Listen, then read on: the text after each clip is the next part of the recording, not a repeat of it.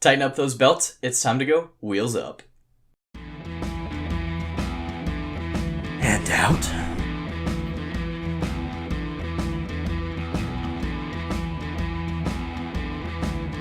Wheels up. Hey, what were you telling me earlier about the atmosphere thing? I was just feeding you a whole bunch of bullshit. Oh, okay. I got really high and made a story up. Do you really want to know? Yeah, no, I was legit interested. So I just read this thing that our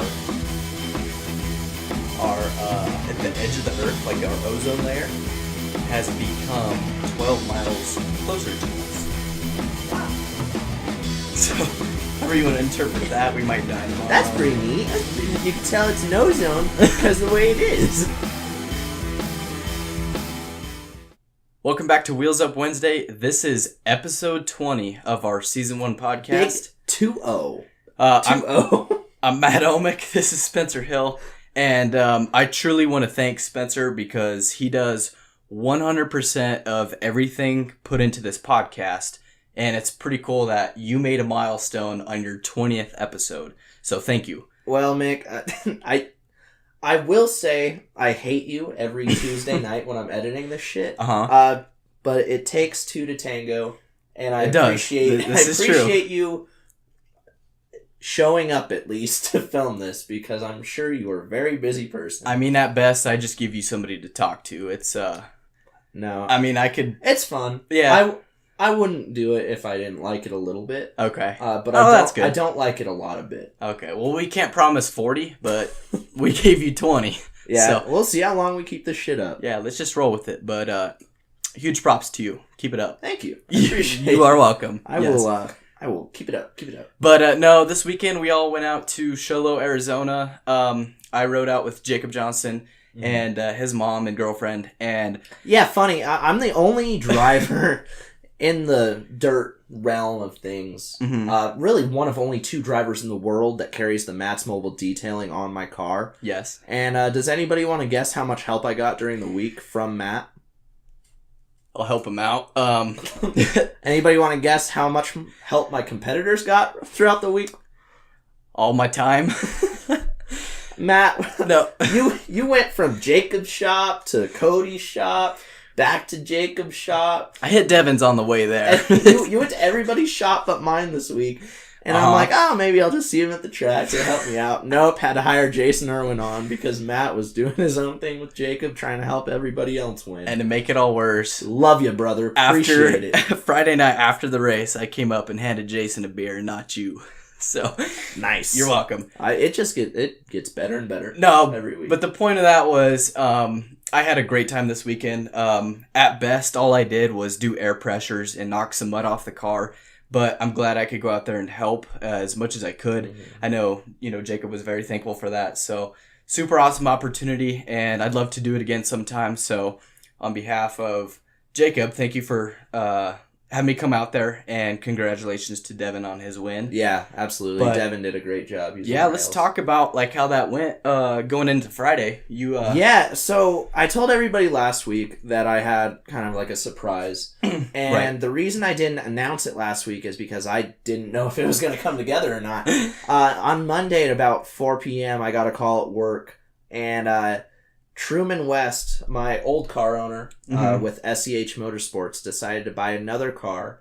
And this weekend, I returned to a non-wing 360 sprint car behind the wheel of the Grammy's Kitchen number 11W for Truman West and Pat West and SEH Motorsports. And I got to tell you, it was so much fun. It felt so great to get back behind the wheel of a sprint car again. But pulling double duty also. Yeah, and that's the thing.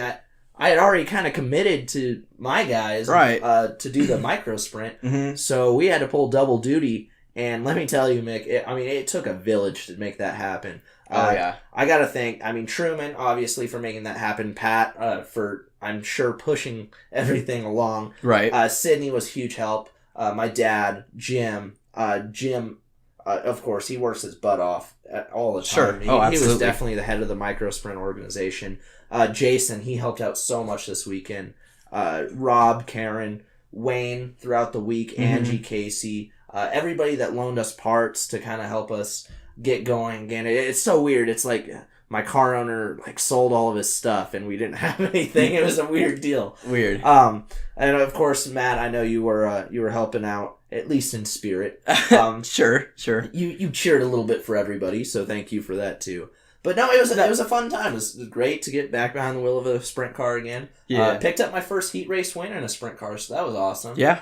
And we had some positives, some negatives in the weekend. Yeah. The micro sprint didn't go quite as well as we wanted it to go. But overall, it was a fun weekend. It was. And it beat being at work. So. Yeah, no, that's true. Definitely learned a couple things. The transition between a micro and a sprint, they're completely different. So that definitely takes a toll on the drivers. Yeah, and I was kind of wanting to ask you, Matt. Yeah. You're a pretty neutral guy. I mean, you sure. came in... Depending on what the subject is. You came into this whole racing deal, though, I would say as more of an average fan, more than anything else. Yeah, so that's fair. What are some of your takeaways now that you've experienced the true sides of asphalt and dirt? Because there's so many people that always argue, like, oh, dirt's so much better, asphalt's so much better. Yeah. What's your argument for both of those? Well, I hate to opinionate one side because I enjoy both, and I think they provide really good racing. They're competitive, and if you're going to go watch either or, you're obviously going to be entertained the whole time. But if I had to pick a side, I would say it takes a big set of balls to go and throw a sprint car in a corner, dead sideways. So, I mean, it makes for a great show. So I definitely enjoy that. I know if you also factor in some of the asphalt as far as they run longer races, then it kind of takes talent to be there at the end after your car has changed throughout the whole race. So it's two different types of racing. You hit on a good note right there, Matt, because I think that's a big deal in that argument between dirt and asphalt. Which one's better? Because it's kind of two different animals. Asphalt races are typically like Lucas Oil Modified Series, for example, 75, 100 lap races. Yeah. Whereas sprint car and dirt racing in general, I mean, it's kind of rare to see a race go over 30 laps. Yeah, and that's a stretch at best, And it's kind of like two different mentalities going in, because in dirt, it's just kind of everybody's going from the drop of the green flag. It's go, go, go. There's no saving anything. Yeah. And I feel like that kind of adds a little bit of excitement to it. Yeah. And that I feel like that's where a lot of this argument kind of stems from. And I think NASCAR's kind of are. I mean, you're seeing it. Yeah. NASCAR's struggling with this right now. A lot of the fans are asking general. right now for shorter racing, more exciting racing, and I don't know. I think something's going to have to change in the near future to make asphalt truly that excitement again. And that's coming from me. I've driven asphalt modifieds. I mean, mine was more like an asphalt dump truck, but it was waste still management truck. Yeah, I mean, the waste management number 4 was great. No, but I mean, they're both fun. I love the asphalt midget. That's still probably my favorite car that I've ever driven. Such a fun car to drive. Sure. Up on the wheel. Sprint cars, love them. Just beasts. V8 they are. slinging dirt. Yeah. Micro sprints, also fun. At the end of the day, though, I'm a race fan. I'm not, dirt racing. Every other racing sucks. Or I'm not like, dirt racing, you guys are just a bunch of dumb hillbillies. Like, I'm not that. I'm a race fan. I want to go out and I want to see racing. And there's good racing, whether you have 2 wheels, 4 wheels, whether you're on straight line, dirt track, oval track, a road course. Racing's racing, and that's why we love it. So I just wish that everybody would kind of come together and just support racing instead of just being like, like, my racing's better. Yeah, no, everybody has their own opinion, but I mean, dirt or asphalt, you're going to enjoy it. So to answer your question, hard to opinionate, but I don't know. I like to see them both. Yeah, but that's fair. You'll have a good time at the dirt track. I'll just leave it at that. And the action didn't stop for me Saturday night. We hauled ass home overnight. Thankfully, Jason drove. Huge help again. What a dig! On Sunday, I was able to do something really special. Nick.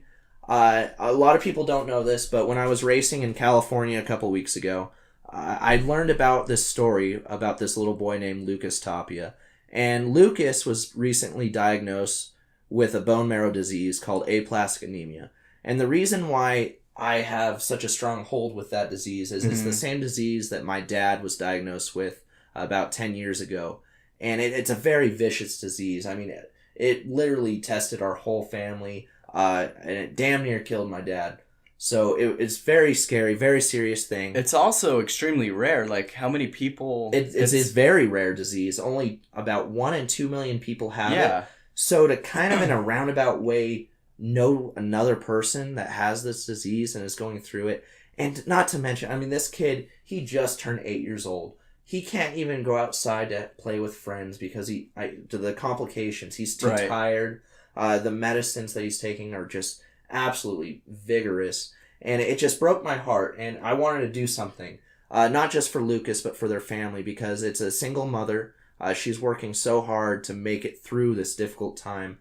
And so what I wanted to do was I went to California with a mindset of how can I help, and what I ended up thinking of was every night during intermission, I walked up and down the grandstands at every track that we went to, and I asked for donations. I had my helmet upside down, and people were just putting whatever they could in the helmet. And we ended up raising over $2,000 wow, that's for awesome. Lucas and his family. That's really and cool. I finally got to present him and the family with the money and show him a little bit about what I do. And he got to sit in the race car. I taught him everything I know about it. And he truly became a race fan too. That's awesome. That's really cool. It was so cool to me because I'm not doing it for publicity. I don't give a shit about that. I really don't.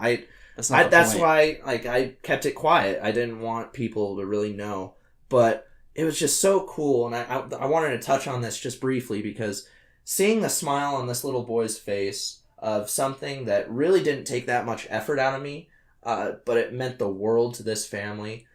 That's something that I'm never going to forget. No. And I encourage everybody else to do something similar to that. Not because you have to, but just because you want to. And it made you feel really good. And it did. It made me feel so It's happy. uplifting. And the family was so nice, so generous. Everybody was just so thankful for it. And I was thankful to meet them because I can truly say that they're friends of ours now. That's and awesome. Anything that Lucas and their family needs, we're going to do our damn best to help support him. 100%. And any race that he wants to come to, I told him that he lets me know. And he's getting pit passes, That's the awesome. whole deal. Hooked him up with t-shirts and everything like that. So if any of you guys would like to donate to Lucas and his cause, you can go to GoFundMe, www.gofundme.com, search bone marrow transplant for Lucas in the search bar up top. Every bit helps him and his family. Just the sweetest little boy you'd ever see. So I'm sorry for taking it kind of down a somber road. It's all good. But that was such a cool thing that I got to do Sunday. And I wanted to share that with everybody just briefly. No, that's really cool. Very uplifting at the very end. So absolutely. But maybe before we get to Stump the Bus, let's try something new. Yeah, I got something for you this time. Kind of changes mood. We're going to play a new game. It's called Two Truths and a Lie. I'm sure you guys have heard it before. It's basically a game where I come up with two things that I have truthfully done or is a true fact about me. And then I throw a lie in there, and we're going to see if Matt can figure out which one's which. All right, hit me with it. Should I write this down? Nope, you don't have to write it down. All right. Number 1. This is the longest that my hair has ever been. Okay. Okay? Okay, next. I have met Jeff Gordon. Believable. And my favorite food is pizza. Okay. What are you thinking? I know you like pizza. Mm-hmm. You've been to a lot of races, and I think I've seen your hair a little longer. So I'm gonna say the lie is Jeff Gordon. Incorrect. Okay, nice. My favorite food's actually cheeseburgers or green chili cheeseburgers since we're in New Mexico. But yeah, okay, no, see, all right. So that's. But you're not gonna turn down a pizza. No, I do love pizza as well. It's not my favorite. Copy. All right, number 2. Mm-hmm. I would rather answer a phone call than a text. That's a lie. I held a 4.0 my entire junior year of college. Okay. And I take a nap during my lunch hour at Frank's Supply every day. That is true. I'm going to say, what was the second one? The second one was I held a 4.0 my entire junior year of college. I'm going to say that's true. Let's go live for the first one. You do not answer your phone calls. That is correct. I do not I don't answer either. my phone calls because I hate talking on the phone for whatever reason. It just bugs me. I probably haven't answered phone call in 3 years. If you, I mean, I will answer, but if you do call me and I don't answer, you're almost guaranteed to get a text right away because I'm not a total dick, but I mean, I'm a busy guy. Save some time, shoot a text. Yeah. Or send a snap. Absolutely. 100%. Either way. All right, last one, Mick. All right. Number 1, I have taken a shit off of the Alameda Bridge here in Okay. Albuquerque, New Mexico. My first NASCAR race was at Texas Motor Speedway when I was little. Nope, it was California. And Fontana. I have never smoked weed. So the lie. I have to pick out the lie. That's the game, yes. Okay. I played 2 rounds. I'm gonna say Alameda is true. Your Texas Motor Speedway? I thought Fontana was the first one. I'm gonna say the lie is number 2. Number 2? Yeah. Correct. Okay. My first NASCAR race was actually at Phoenix. Oh, okay. Was it? International Got Raceway. you. Okay. So, I Nice. still got it, though. That's not the game. The game is pick out the lie, so you got it. Well, we all now know that's your golden child and you don't do drugs. That's good. Yeah. That's what we can take away from this. All right, what we got for Stump the Bus this week, Mick? Oh, man, okay. So, let me start with a little trivia since we're going Watkins Glen this weekend. Okay. What year did Watkins Glen circuit open?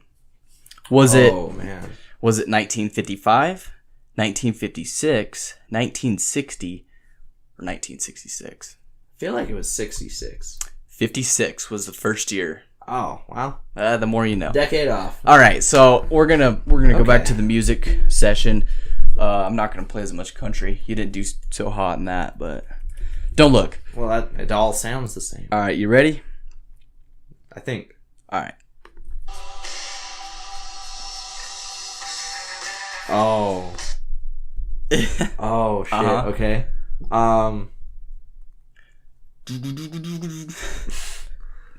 Who is it? God damn it. This is hard. This is so hard. It's so much harder than you really think. We always make It's fun of really this song. Yeah, we do. We played it a lot.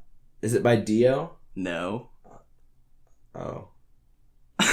What was Wrong. I thinking of? Would you like to hear more? Yeah, I do. Okay, it's the same. It's the same note. Can I hear like a lyric? Sure. Also guitar. Let's try this. Still a night. Okay. By who? You're Why terrible. I don't know music, dude. All right. I like to Shazam things. White Snake. It is white. Okay, White Snake. All right, number 2. The more you know. You ready for this? No. Okay. Well, we're gonna roll it. Streets of Bakersfield. Bye. Oh my god. No, I know the song. I can do the dance. I know. Let me do the dance.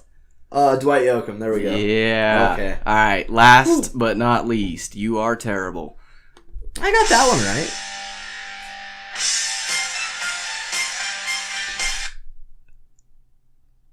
When?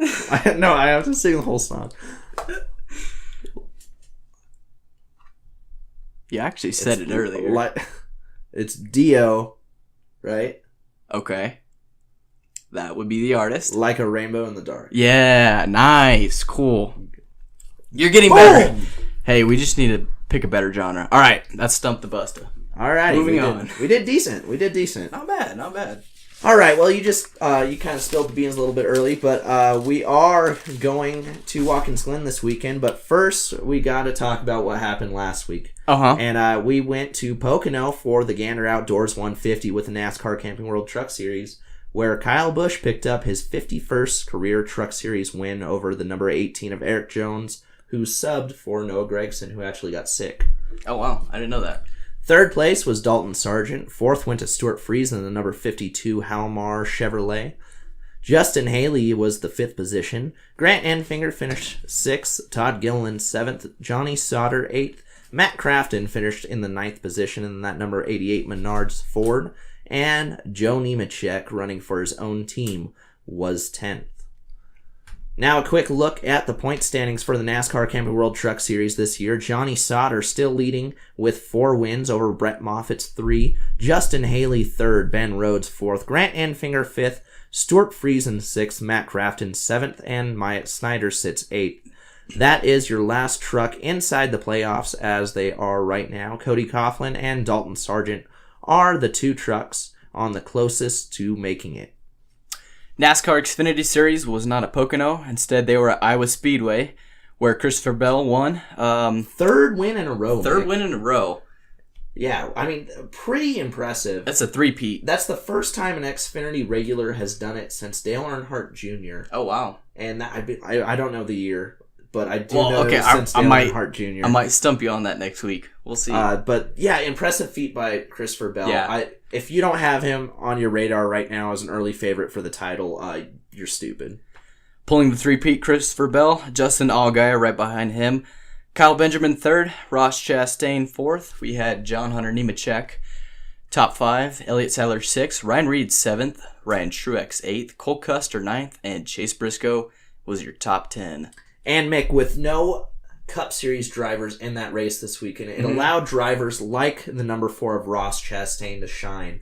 Smaller team, JD Motorsports, really not a whole lot of funding behind them.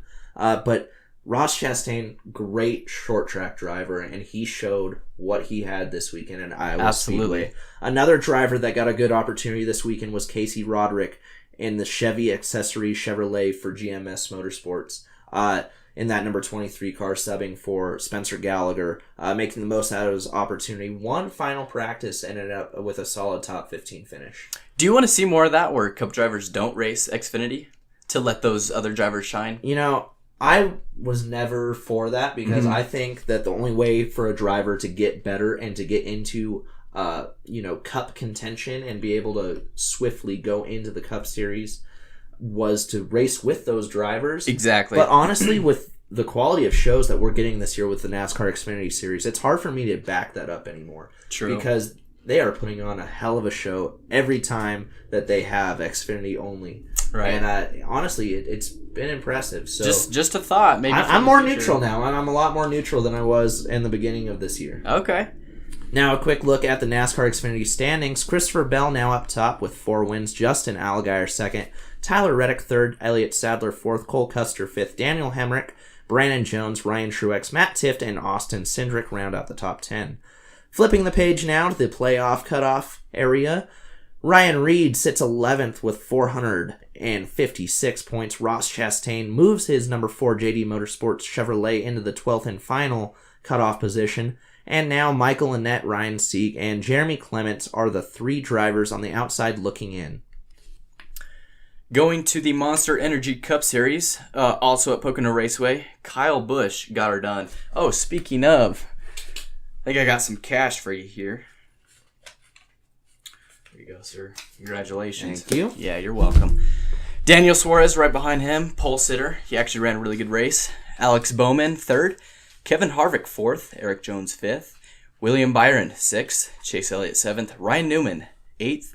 9th position was Kurt Busch, and Denny Hamlin, my pick, was top 10.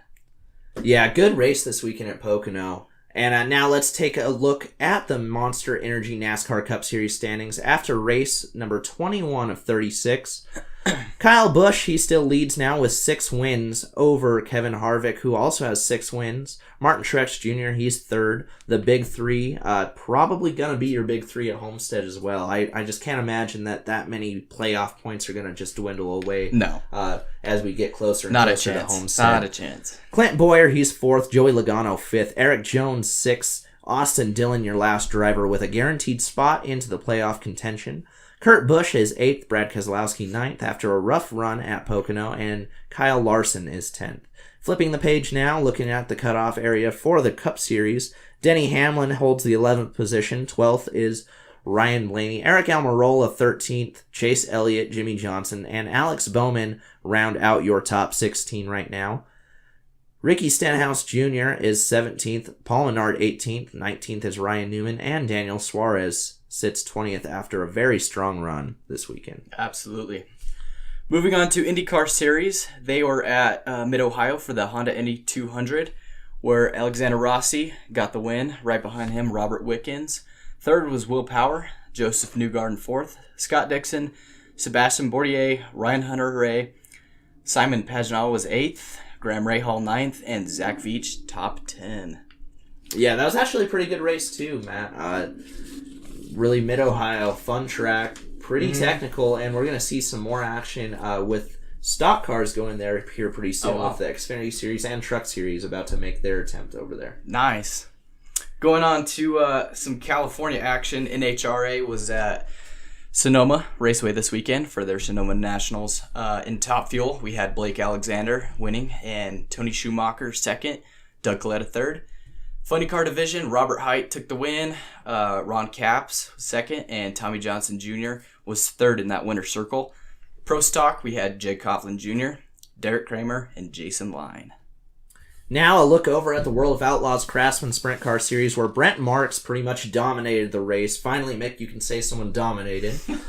Always do. Brent Marks took home $10,000 this weekend at Weed Sport. And second was Sheldon Hanschild in that number 17 car for Stenhouse. The 1A of Jacob Allen, he's getting better and better every week. He finished in the third position this weekend. Fourth was the number 49 of Brad Sweet. Fifth was David Gravel. Donnie Schatz finished in the sixth position. Seventh was Chuck Habing. Ian Madsen went 8th. Tim Schaefer 9th. And rounding out your top 10 was Logan Schuchart. Do you want to cover a new series that we probably haven't covered before? I think we got a couple requests. Yeah, we have had a couple people wanting some non-wing sprint car racing, and what a better week to do it than Indiana Sprint Week, just wrapping up over in the great state of Indiana. Some of the best sprint car racing you'll see in the entire world just happened over there. It was a week-long event, lots of big names over there. Dave Darlin, he captured the last win at Haubstadt, Indiana this last weekend, and it was a hell of a points battle to the very end. And actually, it was Chris Windham, Big Daddy, who ended up taking the points championship for the NOS Energy Drink Indiana Sprint Week finale. So Chris Windham, for those who don't know, Spencer's nickname is Big Daddy as well. He gets called that quite a bit. So just everybody, just a quick update. You can continue, Big Daddy. Windham taking over the win. Second was Thomas. Darlin, third. CJ Leary was fourth. Tyler Courtney, fifth. Chase Stockin, sixth. Brady Bacon, seventh. Justin Grant was eighth. Thomas Meserol, ninth. And Brady Short rounded out your top 10. Looking at some K&N series, we had the East and West Division combined together. I thought you said Weiss. It was the K&N Weiss series, and they were at Iowa Speedway, where Tyler Ankrum, the East Division driver, got that win. Right behind him, Derek Thorne, second. Ryan Partridge, third. Spencer Davis. Ruben Garcia Jr., also in the East Division. Tyler Dipple, Ryan Vargas, Cole Rouse, also in the East. In the West, we had Trevor Huddleston, 9th, and Kyle Benjamin, 10th. And we also had the ARCA Racing Series presented by Menards over at the Pocono Speedway in Long Pond, Pennsylvania this week. Zane Smith capturing yet another win. Very fast this year. Sheldon Creed also not too shabby. Right behind him in that number 28 United Rentals Toyota. Chase Purdy was third. Harrison Burton fourth. Riley Herbst fifth. Todd Gillen was sixth. Seventh went to Cody Rohrbaugh.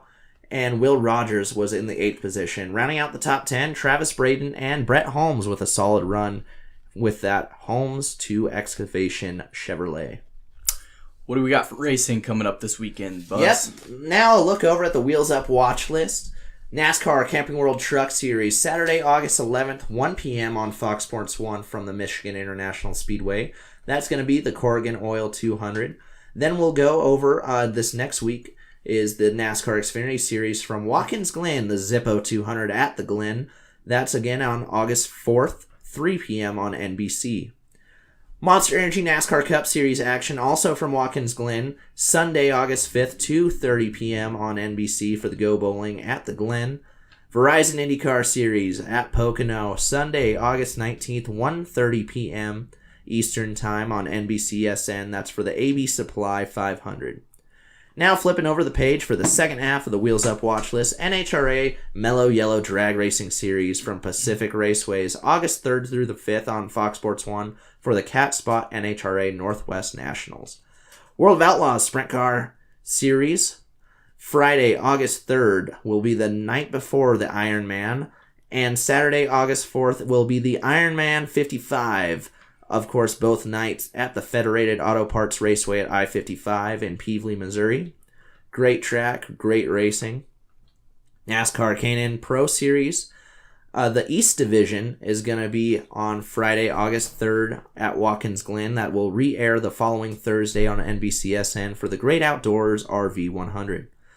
And to round out the Wheels Up watch list this week, ARCA Racing Series presented by Menards at the Illinois State Fairgrounds for the Allen Crow 100. Sunday, August 19th, that's on MAV TV at 1:30. On behalf of you and I, no races for the next couple weeks.